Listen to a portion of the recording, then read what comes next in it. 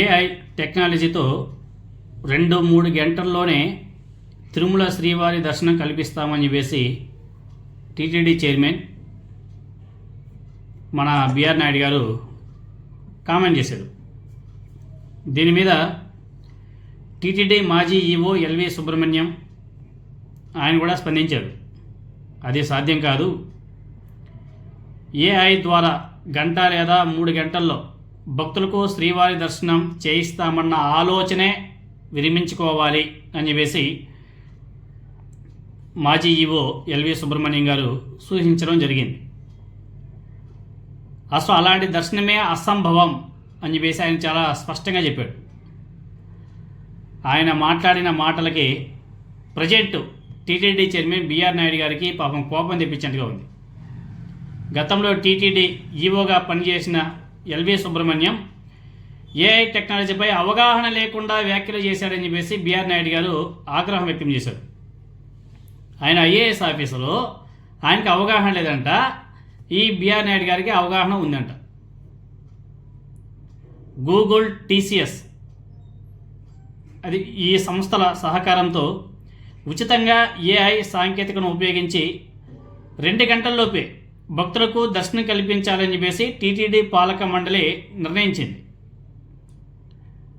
భక్తుల్ని గందరగోళపరిచేలా ఏఐ దర్శనం మీద కామెంట్స్ చేయడం మంచిది కాదని చెప్పేసి ఎల్వి సుబ్రహ్మణ్యం గారి మీద మన బిఆర్ నాయుడు గారు ఎక్స్ వేదికగా మండిపడ్డాడు. ఈ ఇద్దరి వాద ప్రతివాదనల నేపథ్యంలో టీటీడీ మాజీ చైర్మన్ భూమన కరుణాకర్ రెడ్డి గారు కొంచెం ఘాటుగా స్పందించాడు. ఎందుకంటే ఆయన లోకల్, ఆయనకి ఇంకా బాగా తెలుస్తాయి. ఎల్వి సుబ్రహ్మణ్యం ఆయన అభిప్రాయాన్ని వ్యక్తపరిస్తే దానికి ఎందుకు బిఆర్ నాయుడు గారు అంత ఆగ్రహంగా మాట్లాడుతున్నాడు అని చెప్పేసి కరుణాకర్ రెడ్డి గారు కొంచెం సీరియస్ అయ్యాడు. ఎల్వి సుబ్రహ్మణ్యం అభిప్రాయాన్ని ఆయన గౌరవించాడు, బలపరిచాడు. కేవలం ప్రచార ఆర్భాటాల కోసమే ఏఐ టెక్నాలజీతో తక్కువ సమయంలో శ్రీవారి దర్శనం కల్పిస్తామని చెప్పేసి బిఆర్ నాయుడు గారు మాట్లాడుతున్నాడు. ఏఐ టెక్నాలజీతో కేవలం 2 గంటల్లోనే దర్శన భాగ్యం కల్పిస్తామని ఒకవైపు చెబుతూనే మరోవైపు ఇటీవల పాలక మండలి సమావేశంలో 3వ క్యూ కాంప్లెక్స్ నిర్మించాలని చెప్పేసి ఎందుకు నిర్ణయం తీసుకున్నారు అని చెప్పేసి కూడా ఆయన ప్రశ్నించాడు. కరెక్టే కదా. ఈయన బిఆర్ నాయుడు గారు టీటీడీ చైర్మన్గా బాధ్యతలు తీసుకున్న తర్వాత గంటల తరబడి భక్తుల్ని క్యూ కాంప్లెక్స్లో పెట్టడం మానవ హక్కుల ఉల్లంఘనే. చాలా అనాగరిక చర్యలనేసి బిఆర్ నాయుడు గారిని విమర్శించాడు బొమ్మన గారు.